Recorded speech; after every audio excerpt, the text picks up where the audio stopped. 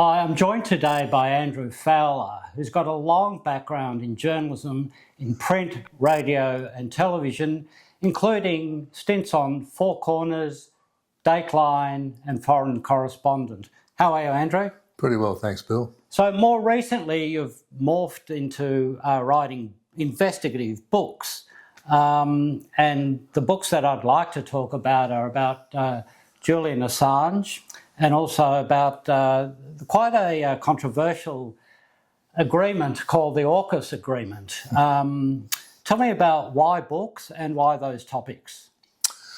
Well, after a number of years in print journalism and then television journalism, which is very different, I thought at the end of working at the ABC, it was time to do something different. Now, I had written a book on Julian Assange while I was at the ABC, but moving out of that into a more singular activity, which means that you can really focus on what you want to do and work by yourself. Having worked in a collegiate sense for a long time, I felt a great liberation. I was outside the ABC, outside the controls of other people's views. I just needed to please one person, and that was the publisher. Okay, that sounds like a pretty good gig to me. So we'll get to talk about those books in a minute. Andrew, I believe you met Julian Assange in a Melbourne pub while he was still setting up WikiLeaks. How did that come about? Well, it came about because we managed to fix an appointment to see Assange and to interview him. And of course, like most things to do with WikiLeaks, it wasn't straightforward.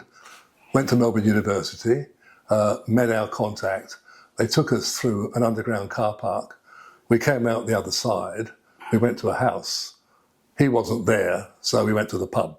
Right. So we're in there standing around, just having my first drink at about 7:30 in the evening. And Assange walked in and said, "Aha, I see. Typical journalist. Can't do an interview without a drink."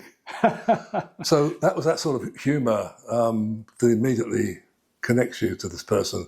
And I think that part of the misunderstanding of Assange is that he's seen as being a very one-dimensional, autocratic, sort of very difficult person to deal with. Now, he can be difficult to deal with, but he does have that personal connection that's very often missing in the narrative about him.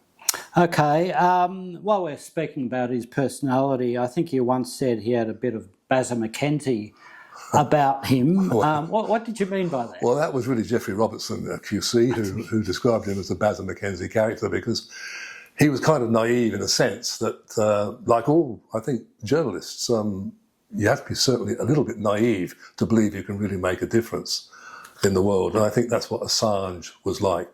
He would believe that a strong argument and a good disposition and a focus would win the day. And so intellect and fact would win the day. Yep. And that's what I think Robertson meant about the Bazza McKenzie in him.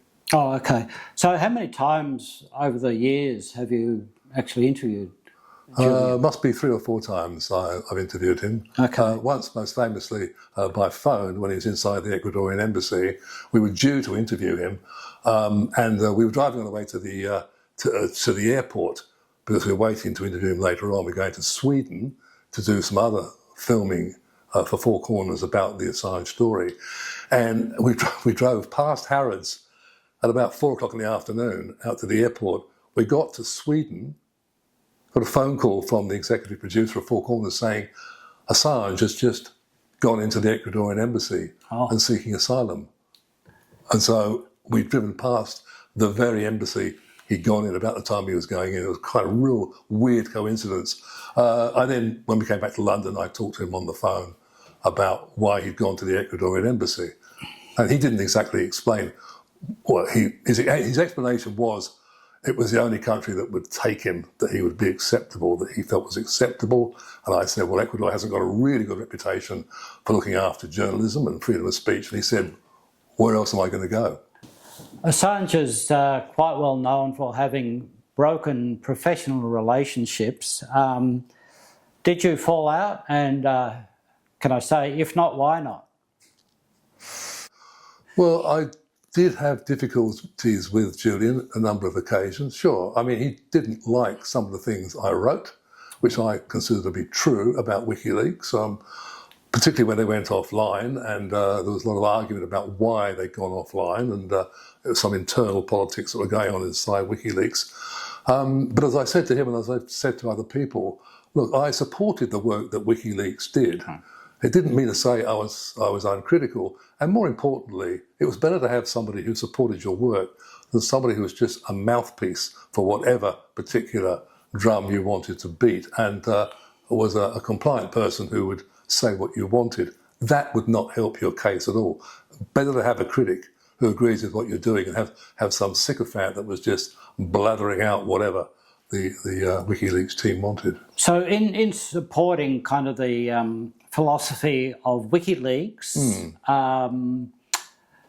then were you conscious of remaining, for want of a better word, objective in terms of your reporting of Julian and WikiLeaks? Yeah, I mean, the objectivity for me was separating out, I think, the personality from the information, and the corroboration of that information. And if that information was in the public interest and the public good, then I would publish it. And I think that's the element, that's the view I took. The argument about whether or not I liked Julian Assange or didn't like Julian Assange was irrelevant to me. I was never very, very close to him. We used to meet sometimes, and obviously he's quite personable. But as for being a friend, I think journalists really should not be friends with people that they're interviewing. They should, in fact, very often why journalists have got so few friends is because they don't. It doesn't go well with the business to be friendly with your sources. Friendly but not friends? Pardon? Friendly but not friends. Friendly, I mean, you can say it like this. I like a little bit in a lot of people, or I like a lot in a few people. You don't have to be completely compliant or not compliant, but you need to be open and straightforward. It's a professional relationship. Don't promise what you can't deliver. Don't pretend that you are a friend when you're not a friend. Don't pretend Don't pretend to befriend your sources, and don't promise things that you can't deliver. It's the worst thing you can do, to mislead a source or a person that you're someone you're not. In researching and writing The Most Dangerous Man in the World, your book, and there are two of them, it's been updated, I believe. Yeah. How did you deal with his former collaborators who became disillusioned, like Domscheit Berg and half a dozen others? Yeah. What was your approach? Well, my approach was to listen to their stories, and they're included in the book. What they say about Julian Assange is included in the book, and some with a rebuttal. Once Assange threatened to kill a member of the staff if he leaked information or didn't protect the source. And I put it to Assange that this was a little sort of rather robust approach to take, and he said, "Well, it seems to be quite an effective management tool." So it was a kind of dark humour, and that was part of Assange's, I suppose, character, which was both a plus for him and a minus, because context was everything, and very often Assange is quoted as saying things like, "Well, they deserved it," about the Afghanis who collaborated with the Americans and things like that. And it would be the kind of dark humour that you'd hear in every journalist newsroom, but taken in context and used against him. Of course, it's a weapon, and he was naive in that sense that he thought he could say those things, as though the journalists he was working with, particularly on The Guardian, were on the same page as him, and they were not. Julian is now free, living with his wife and two kids after 5 years in a high-security prison and 7 in an Ecuadorian embassy in London, 12 years all up. He said that it's had a massive mental and physical toll. Do you know how he's doing?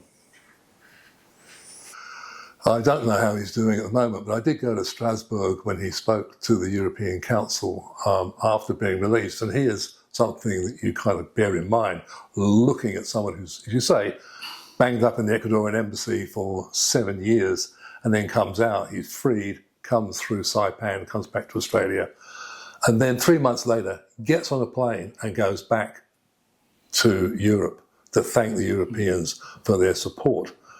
Now, the strength of character and the mental strength to be able to do that is extraordinary. The problem, I think, for Julian is that he's still not really rehabilitated himself. How can you do that after 7 years? How can you do that after being pursued across the globe by the United States in particular, but also with the compliance of the United Kingdom? His brother said to me, look, Julian won't see anybody in therapy. He won't do therapy. You know what he's like. And to that extent, yes, I do know what he's like. But I understand he's living well in North Queensland with his wife and 2 children, and they seem to be being left alone, which I think is remarkable, given how important he is in the institution of journalism. There are 2 major impactful people that came out of Australia in the last century, I'd say, when it comes to the media. 1 is Julian Assange, and 2 is Rupert Murdoch. And I asked the question, how does Australia manage to throw up those kind of really important and interesting and powerful characters out of a country of, what, between 20 and 25 million people? Yeah. It's a question I can't answer, but maybe somebody else can. It's a good question. Do you think you'll ever get back to WikiLeaks style publishing? It's funny you should ask that question. It's something I've wrestled with. I think that we have, in a way, moved beyond that. And I think that the corporate state now sees that news management is a way of dealing with the media. So secrets are allowed to be told more openly. Donald Trump's a good example of that. He doesn't hide. He stands on the plane and you can talk to him and ask him any question you want. I mean, the fact that he lies, connives, breaks the Constitution and is an absolute rogue and a threat to world peace is an example of what we're dealing with, a different kind of an open source of lying and disinformation. I think what's been called as a flooding the zone with shit, as it was described by Steve Bannon, is the way that we're now heading. So instead of information being tightly held, it's actually being used as disinformation. So it's there, but you've got to sift through it and find out what's behind it all.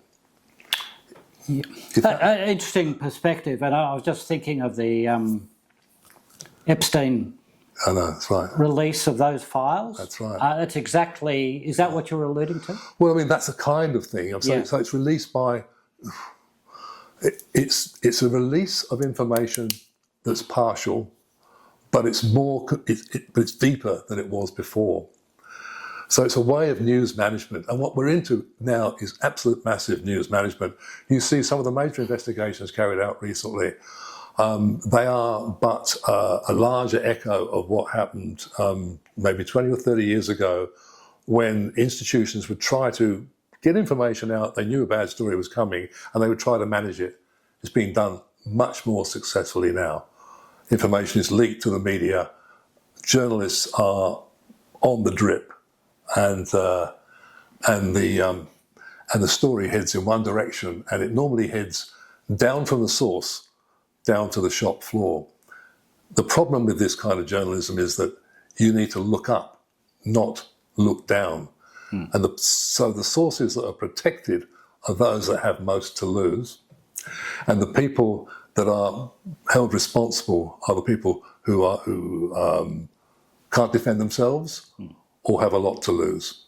So it's like looking down or looking up. Journalists should always, when they're getting information from the source, particularly when it's highly placed, as it often is these days, they should look up to see that's where it's come from. These are the people in high office who are responsible, and they're always blaming those down below for the crimes that are being committed. It's a way of news management. It's quite sophisticated, and it works pretty well for people, for journalists. Yep. The mainstream media in Australia seem to support Assange less than some media in other countries. Why do you think that is? I think a lot of people were jealous of what Assange did. Assange shone a light on the way that news is managed in this country, the cosy relationships between journalists and politicians and powerful institutions. And he just blew a hole in the side of that whole relationship. I mean, maybe not directly in Australia, but he showed what could be done if you were really serious about publishing material in the public interest. It's quite a small country, if you like, a few journalists and groups together. So you intimidate them by revealing these close relationships between journalists and government. So by doing what he did, he upset a lot of people. He also upset, of course, Australia's greatest, what you might call former greatest, maybe ally, the United States, which I would have thought would be not a bad thing to do if they deserved to be exposed. But many people were very compliant to US interests, particularly in Australia, which after all is a very conservative country and a very difficult place to be a journalist because of the laws that constrain you and the lack of desire to hold people to account when they commit crimes and misdemeanours, you might call them, against the public interest. There seems to be a shyness, even though Australia's got a great reputation overseas, particularly in London, where I come from, in England. Aussie journalists, they were the cream of the crop, the Sunday Times Insight team. You had a number of really good journalists. But in this country, there was a shyness. I found it quite strange, having worked in London and seeing the Aussies there, knocking down English doors and really holding people to account. And I come to Australia and I'm looking for it here. Now, we did have a lot of really good, and we have had a lot of really good investigative journalists, like people we mentioned before from the Age newspaper in particular, and some people from the Sydney Morning Herald, and now today The Guardian. But there is a natural reticence to take them on, and journalists are only as good as their leadership. So if you've got a good, strong leadership, and we had some good leaders at the ABC when I was working there, you could take on the government because you knew that if you had a good, strong leader that would protect you, you could be sure that you would be protected. If you had a weak leader who was always pointing down and saying, wasn't my fault, it was their fault, you would shy away from these things. You're only as good as your boss. If your boss won't take the hit, you're really crazy to go on and take it on. That's a bit of a convoluted maybe answer to your question, but to put it bluntly, the conservatism in journalism is a failure of leadership. It's not a failure of the really good journalists that work in Australia. It's a failure of management and of the executives that they put in place that will comply to the wishes of the great and powerful who control either the purse strings or the board appointments, if it was the ABC. Coming back to Julian, in 2024 he pleaded guilty to one count of under the US Espionage Act, right. ending a very long kind of complex in and out legal process. He says he pleaded guilty to journalism. Do you agree with that? Yeah, I do. Yeah. Indeed, he did. He did indeed. It was the only way out for him. The Americans wanted to have that scalp, and much as he resisted it, in the end, I think his life wasn't worth laying down, which is what he would have lost his life in one way or the other had he been sent to the United States. I think that what Assange did was journalism. I think he was not an agent of influence. He was not. They were not beneficiaries of foreign power. He simply did what any other decent journalist would do. He got material, he corroborated it, and he published. I mean, he made mistakes. They made mistakes. Hey, if you don't make mistakes, you're not trying, right? He did make mistakes. And I think that that certainly haunted him. But in the end, the general benefit that he gave to journalists and journalism to encourage them to be more courageous, I think he actually achieved that objective, that journalists did become more courageous when they saw that you could actually even win against the United States, although you had to admit to a crime that you didn't commit. I just thought I'd finish with looking at the state of the media and journalism and investigative reporting in Australia and what challenges lie ahead. How do you feel things are placed? Well, I had a pretty gloomy view of the future of the media about 10 years ago, and it's not getting any better. It's extremely difficult for mainstream media to operate in an environment which allows people access to broadcast what they want, when they want, without any restriction. I think that those things are good up to a point, but also think that they need to be controlled. I think the reason why we had controls on television and radio and newspaper, or not particularly newspapers, but TV and radio, was because a democracy can't function in which there's no agreed fact. Agreed facts. We hear Obama talking about your truth. There is no such thing as your truth. There is the truth. And there are lies and there are disputed facts. But the truth is something which has been sifted through and recognised as being an indisputable fact. So we're in that kind of crazy world where whatever you think is okay.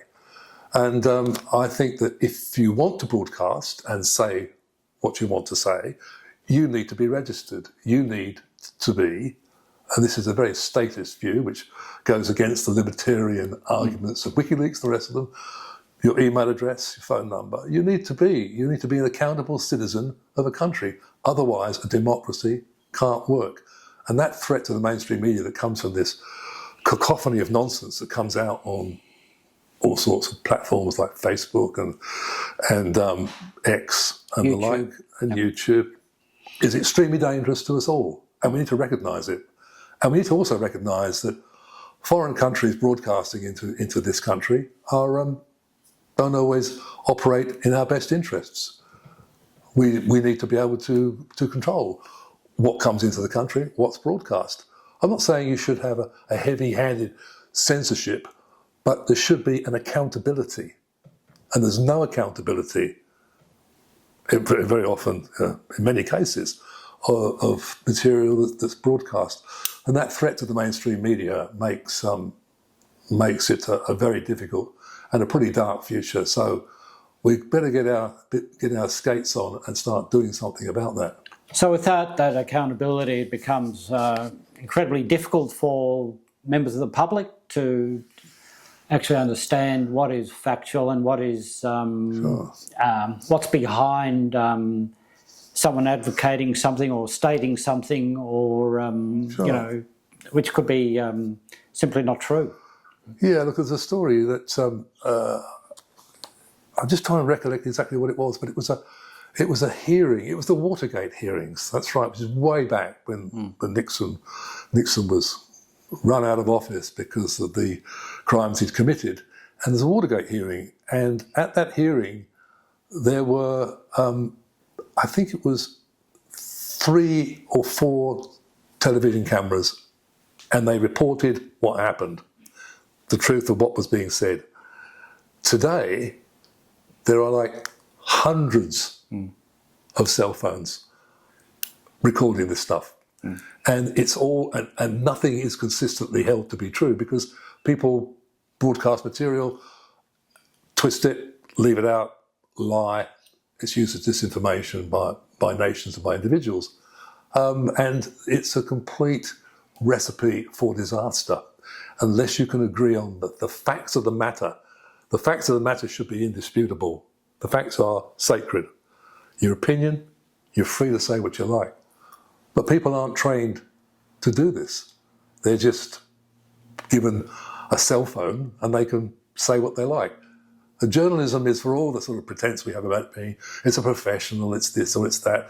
Well, people didn't like Assange because he wasn't a journalist. Well, he was more of a journalist than many of the people that I've worked with. And he was certainly more of a journalist than all the people now that broadcast this nonsense, including state actors, in the name of information. We have to get to a position where people are responsible, facts are agreed, and we can have that debate about what to do. That's really essential for a democracy to survive, in my opinion. And how do you think you'd achieve something like that? With great difficulty, with great leadership, with purpose, with clarity, and with a recognition that it's not too late to save democracy, but it's in pretty shaky circumstances right now. Who would have thought that today, as we sit here in Neutral Bay, we look across the Pacific to the light on the hill and we see what's being done in the name of constitutional government? It's extraordinary and it's dangerous because America has been not always my favourite nation, but a democratic country. And it's sliding, I think, away from democracy. And if America's democracy collapses, we're in grave trouble. Europe is the only place that remains as a cogent force against the rising tide of autocracy and fascism. And with that, of course, comes war. Sounds like a good point to end this interview.